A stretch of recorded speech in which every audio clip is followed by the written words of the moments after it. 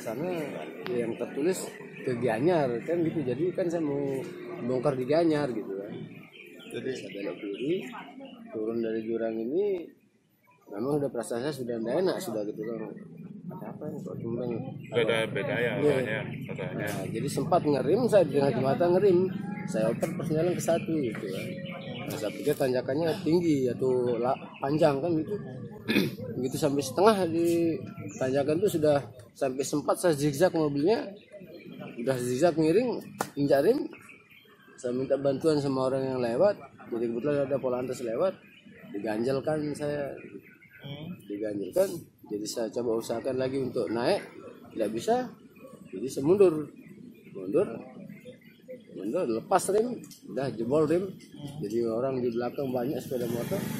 Jadi pilihan saya itu panting ke kanan aja langsung kan.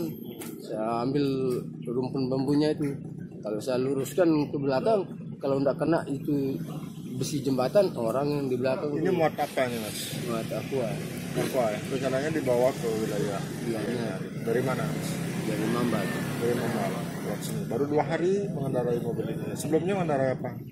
Ya, kerja di Aqua juga, cuma saya enggak lewat sini. Saya lari ke apa itu Karnon. Supirnya apa? Mobil kendaraan apa sebelumnya? Bukan Puso kayak gini. Sebelumnya. Bawa Ranger juga Puso juga. Puso.